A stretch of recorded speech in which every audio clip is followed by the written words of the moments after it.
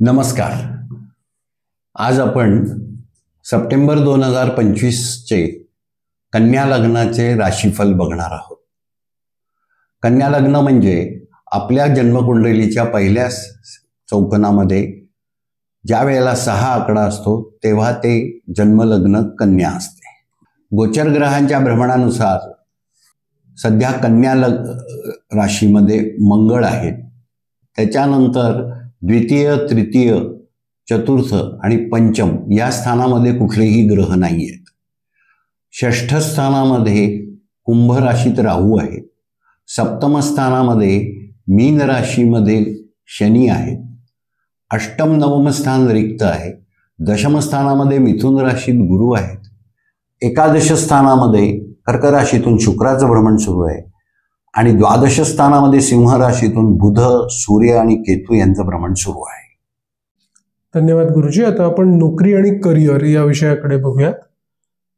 कन्या लग्नाच्या लोकांसाठी सप्टेंबर महिन्यात नवीन नोकरीच्या संधी किंवा बढतीची किंवा पगारवाढीची शक्यता आहे का?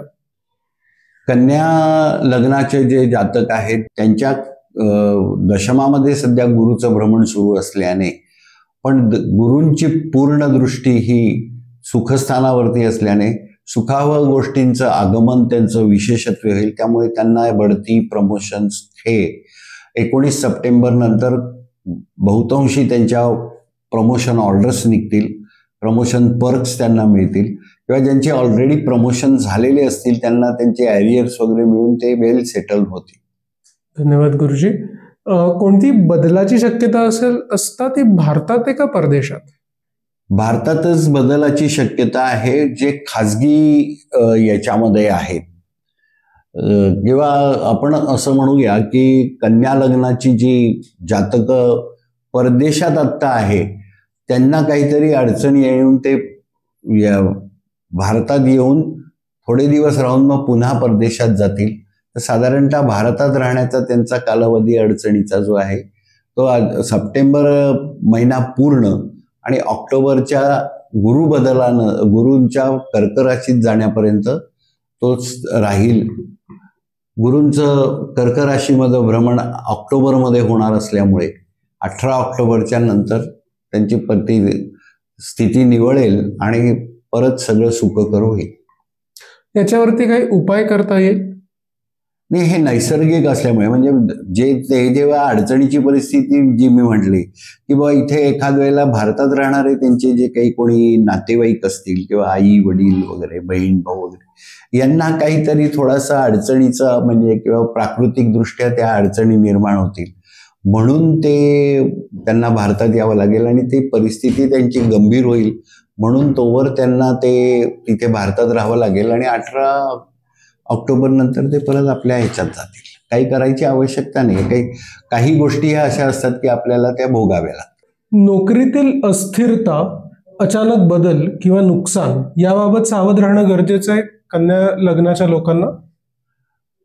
नाही, तशी काही परिस्थिती नाहीये. कन्या लग्नाच्या लोकांना सप्टेंबर 2025 मध्ये नोकरीच्या ठिकाणी कुठल्याही प्रकारची अशी अस्थिर परिस्थिती किंवा क्रिटिकल सिच्युएशन अशी काही उद्भवणार नाहीये. त्यामुळे तसं काही त्याबाबत काही सध्या तूर्त त्यांनी निश्चिंत राहावं असं मी म्हणेन. धन्यवाद. आता आपण नातेसंबंधांकडे वळूयात. गुरुजी, कन्या लग्नाच्या लोकांसाठी जे प्रेम संबंधात आहेत त्यांच्यासाठी कुटुंबाशी बोलण्यासाठी सप्टेंबर हा योग्य महिना असेल? अजिबात नाही.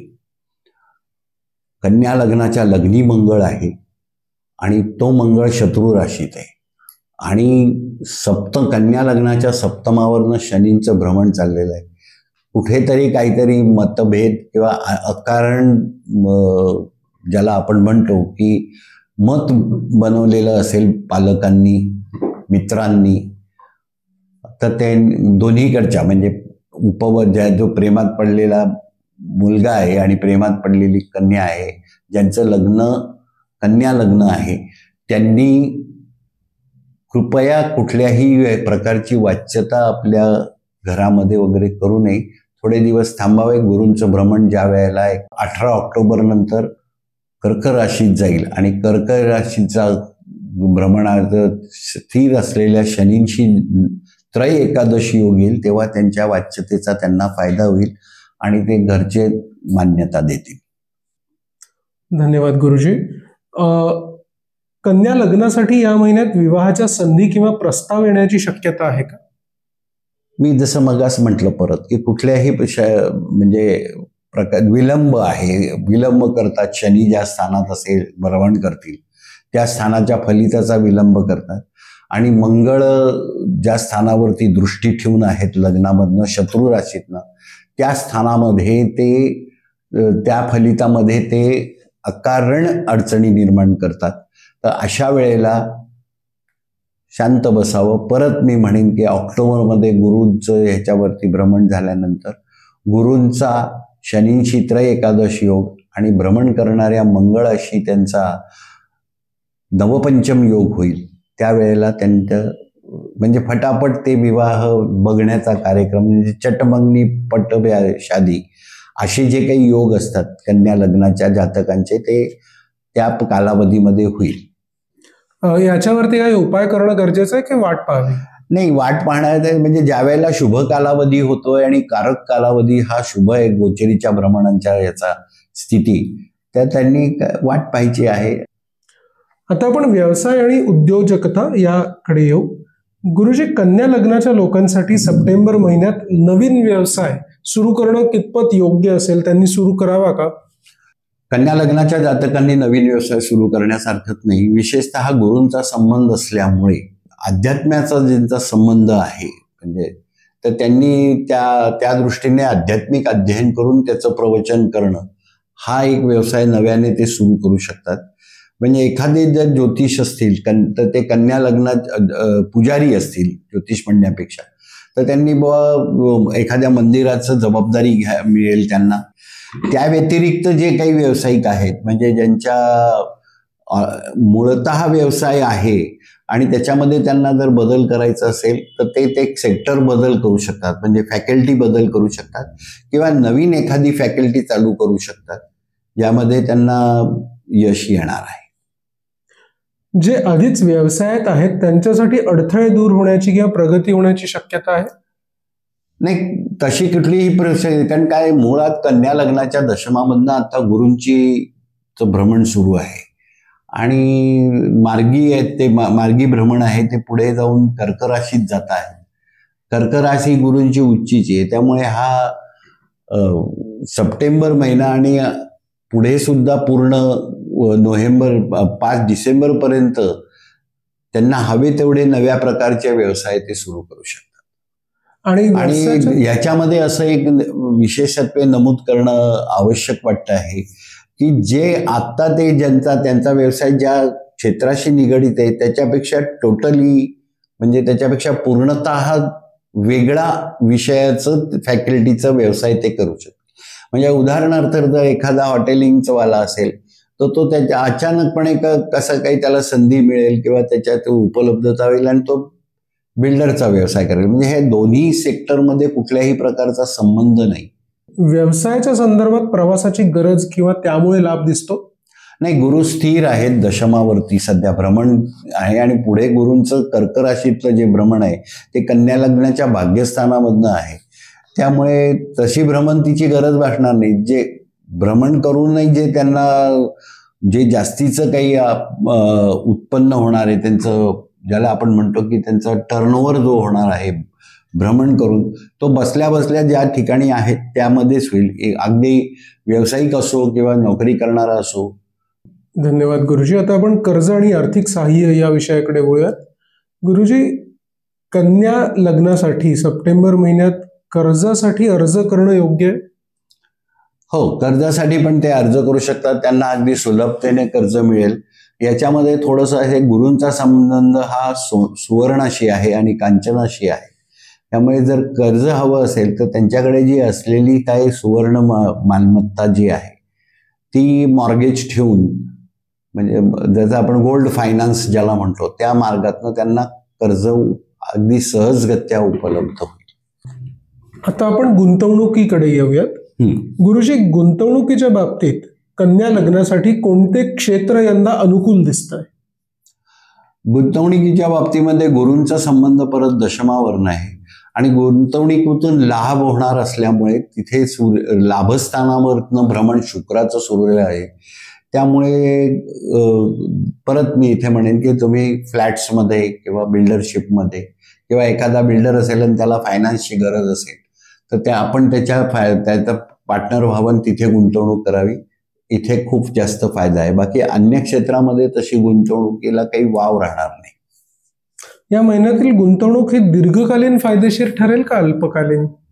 गुरुचं भ्रमण हे आहे 19च्या नंतर कर्केवरती आणि तिथे ते 5 डिसेंबर पर्यंत राहणार आहे. त्यामुळे आता केलेली गुंतवणूक ही दीर्घकालीन असेल आणि त्याचे म्हणजे खूप जास्त स्वरूपाचे त्याचे रिटर्न्स ज्याला आपण म्हणतो ते मिळतील. वारशातून मालमत्ता मिळण्याची शक्यता या महिन्यात दिसते का? नाही, वारसा हक्कातनं कुठलीही मालमत्ता सध्या विचार करू नये. आणि गुंतवणुकीच्या बाबतीत तुम्ही काही उपाय सांगाल जर कोणाला काही अडचण असेल त्या? नाही, गुंतवणूक करणार असतील आणि त्याच्यामध्ये काही ह्याच्यामध्ये आता गुंतवणूक करणे म्हणजे थोडासा आपला व्यवसायाची वृद्धी करणे असं आहे. तर याच्या अनुषंगाने थोडीशी अडचणीची परिस्थिती थोडी दिसत असल्यामुळे म्हणजे व्ययात बुधांचं भ्रमण चालू आहे कन्या लग्नाच्या, तर त्यांनी व्यापार वृद्धी यंत्र येत आहे. जगद्गुरू शंकराचार्यांनी जी यंत्र वगैरे काढलेले तर त्याचा मंत्र आणि यंत्र आहे ते यंत्र सिद्ध करून घ्यावं भुजपत्रावरती किंवा सुवर्णपत्रावरती जशी शक्य असेल तसं, किंवा रौप्य पत्राला म्हणजे चांदीच्या पात्र्यावरती सोन्याचा मुलामा देऊन ते यंत्र त्याच्यावरती एम्बॉस करावं. नमो हेमाद्री स्थिते शिवसती नमः श्री पुरगते नमः पद्माट्व्याम कुतुकिनीम नमो रत्नगृहगे नमः श्री चक्रस्य कीलमयी नमो बिंदू नीलये नमः कामेशांकम स्थितिमती नमस्तेंब ललिते असा तो मंत्र आहे. त्याच्यानी ध्यान आवाहन करावं म्हणजे त्या ललितेची त्या यंत्रावरती ते आसनस्थ होते आणि ती आपल्या व्यापाराची वृद्धी करते. धन्यवाद गुरुजी. आता आपण आरोग्याकडे वळू. गुरुजी, कन्या लग्नाच्या लोकांचं आरोग्य सप्टेंबर महिन्यात कसं असेल? कन्या लग्नाचं अष्टम स्थान हे मेष राशीचं आहे आणि मेषेचे स्वामी शत्रू राशीत आहे. तर पोटाचे विकार, ॲसिडिटी, काही थोड्याफार प्रमाणामध्ये युरिनल डिसऑर्डर अशा प्रकारचे दुखणे उद्भवण्याची संभावना जास्त आहे. तर त्या दृष्टीने थोडंसं कटाक्षाने जर आहार आणि आचरण पालन केलं तर फार असा त्रास होणार नाही. धन्यवाद गुरुजी. जे दाम्पत्य संततीसाठी प्रयत्न करतायत त्यांच्यासाठी हा महिना अनुकूल ठरेल का? हो, शनींचा पंचमस्थानाशी दशम त्रय एकादश योग असल्यामुळे म्हणजे संतती इच्छुक दाम्पत्यांनी या कालावधीमध्ये प्रयत्न करावा. विशेषतः ज्यांची संततीचं विवाहानंतर लांबलेलं आहे कन्या लग्नाच्या जातकांचं, त्यांनी म्हणजे त्यांना जर काही दुसरी मेडिकल ट्रीटमेंट घेऊन किंवा दुसऱ्या पद्धतीने जर काही करून करायचं असेल तर त्यांना या महिन्यामध्ये त्यांनी करावं. त्याच्यामध्ये कुठल्याही प्रकारचं अपयश येणार नाही, यशच येईल. धन्यवाद गुरुजी. ज्या स्त्रिया गर्भवती आहेत त्यांच्यासाठी या महिन्यात काही विशेष काळजी घेणं गरजेचं आहे? सर्वसाधारणप्रमाणे कन्या लग्नाचंच असं नाही, जसं मी मगासही सांगितलं की हा ग्रहण कालावधीचा महिना असल्यामुळे या महिन्याच्या जवळपास आणि याच्यामध्ये ग्रहणाची शक्यता जास्त असल्यामुळे पुन्हा मी असं म्हणेन की नामस्मरण किंवा कृष्णाने ग्रहण कालावधीच्या मध्ये गर्भाचं रक्षण केलेलं होतं म्हणून कृष्णाय वासुदेवाय हराये परमात्मने प्रणतक्लेशनाशाय गोविंदाय नमो नमः या मंत्राचा जप सतत करावा.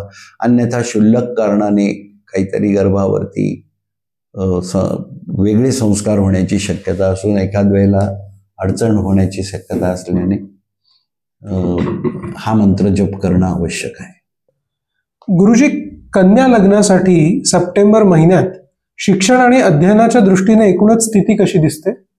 कन्या लग्नाचे शिक्षणाचं स्थान जे आहे ते शनींचं स्थान आहे आणि शनी सध्या सप्तमामध्ये मीन राशीमध्ये गुरूंच्या राशीमध्ये सप्तम स्थानाशी पंचम स्थानाचा सप्तम स्थानातील शनींशी त्रय एकादशी योग होत असल्याने शिक्षण क्षेत्रामध्ये आता सध्या कुठल्याही वयाच्या जातकांना काहीही अडचण येणार नाही. विदेशात शिक्षण घेणं किंवा शिक्षणासाठी प्रवास यासाठी ग्रह अनुकूल आहेत या महिन्यात?